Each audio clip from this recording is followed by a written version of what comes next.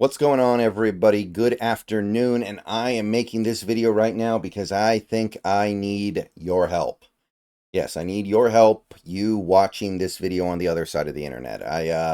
I've come across conflicting information that is pretty significant, and I want to figure out who's in the right and who's in the wrong here. So let's talk it through. I'll explain why I was doing this. I'll go into a little bit of a tangent first, and then we'll get into what has confused me. So this video is about Tyler Lockett, and what happened was most of you guys know that Lockett's missed a lot of practice over the last few days, and a couple people have theorized that what if Lockett is being held out of practice because we're planning to trade him in the coming days? What if Tyler Lockett is trade bait for a team like the Steelers, who wanted Brandon Ayuk very badly, but don't look like they're going to get him? Would they then set their sights on a player like Tyler Lockett? Would they maybe come at us with like a third round pick for Tyler Lockett? And I want to be clear here. I think the answer to that is no. I don't think Lockett is trade bait, and I don't think the Steelers would give us anything real for him. I don't think they'd give us a third round pick. I don't even know if they'd give us a fourth round pick. They probably would, but I'm not so sure. Like, Tyler Lockett is a player who's about to turn 32. Everybody kind of understands that he's near the end. This is not a guy who's going to play until he's 36. A lot of people assume this is Lockett's final year in the NFL, period. So you're the Steelers, you're a team that generally stays in the pocket and stays kind of conservative. You have the opportunity to trade for a player who is already past his prime, who is probably going to retire at the end of the year. I don't think you do that unless you're giving up like a fifth round pick, maybe a fourth. Like, players like this typically don't really go for that much. The aging receiver that has kind of gotten to the point where they're not dime a dozen, but they're not that hard to replicate for cheaper and younger. Like, we typically don't see those guys go for a big package. I remember like almost 20 years ago, Eric Moulds got traded from the Buffalo Bills to the Houston Texans for nothing, like a fifth round pick. And at the time, I didn't understand it. I asked my friend, who was a little older than me, like, why is a good receiver like Eric Moulds being given away for a fifth round pick? And he kind of explained, like, he's an older player. That's how it goes. You might be a productive wide receiver, but when you hit that age as a receiver, you're just not going to demand the big recuperation of picks. So I don't think we would trade Lockett mainly for that reason. I don't think Pittsburgh would give us anything real. I mean, is a fourth or fifth round pick worth that?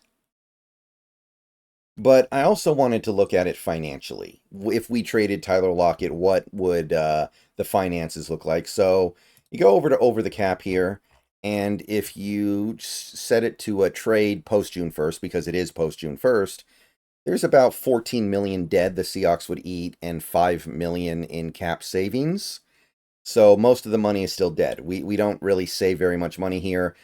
Not that we really need to save money that badly because our salary cap situation's settled, but you wouldn't be doing it to save money, and you're not doing it to get a draft pick. Like, it's got to be one or the other, right? Maybe you could work out a situation where Pittsburgh takes on most of his salary. Maybe you could work out some kind of an arrangement where instead of you taking on 14 million dead, it's like 4 million dead, but would Pittsburgh do that? Again, this is not Jerry Rice here. This is Tyler Lockett. I don't think Pittsburgh does that. So I looked at this and I was like, I can't make it make sense. I think Lockett's going to stay here for 2024, and that's just the way it is. But while looking at these numbers, I couldn't help but notice something here. So this is over the cap, which I've taken to use this offseason a lot. And this is Spotrac, which I don't use very much anymore because I don't like their new layout. Not saying anything bad about their information, though, which is why I'm making this video, because these two websites tell us very different stories. So this is Spotrac.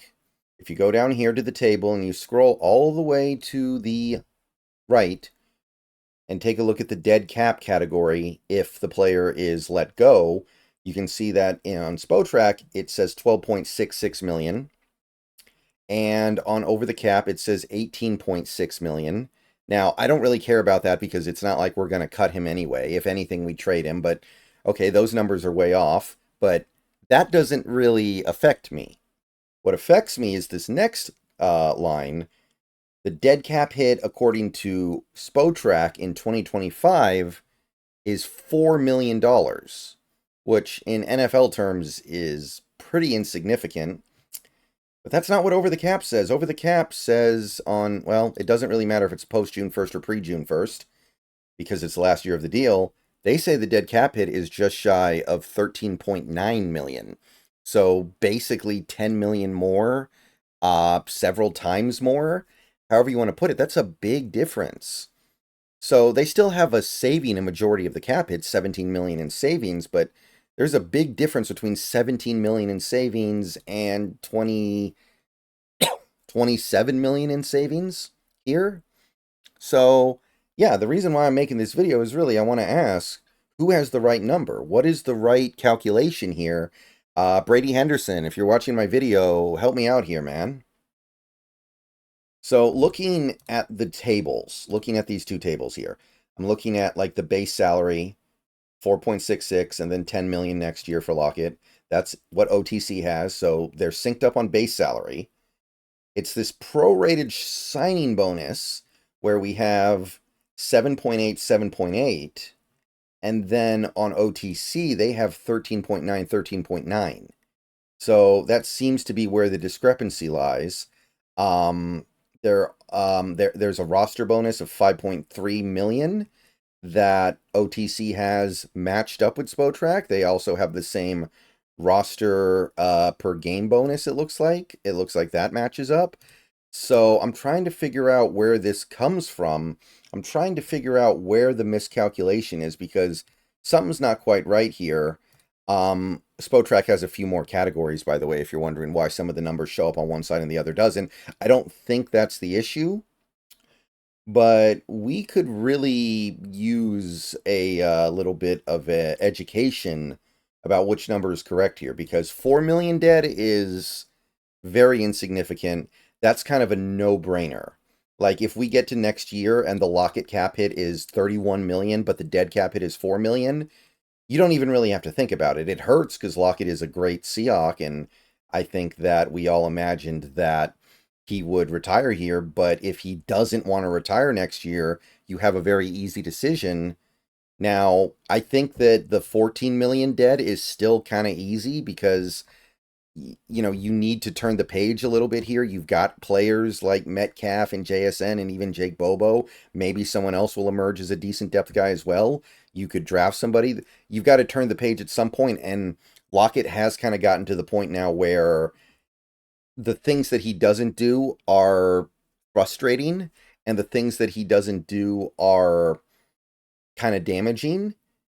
Like the complete unwillingness to do anything in terms of yak, the complete unwillingness to do anything in terms of taking a hit. I get it. I understand it. I support it. Like, don't get me wrong. I think it's the right thing for him to do, but you're not seeing other receivers in the NFL play like that. And at a certain point, it's a disadvantage. So I can't be paying 31 million for that either way, but there's a big difference here. And I love Tyler Lockett. Everything I just said, I know it all sounds a little bit harsh, but most receivers do not play the way that Tyler Lockett does. And look, it's allowed him to stay in the league for a while here, but it does take yards off the board, and it does sometimes take points off the board. It just does, compared to these other guys that don't do that. So if you happen to know which number's right here, let me know. I'm going to see you guys later. Thank you in advance to anyone who helps. Go Hawks.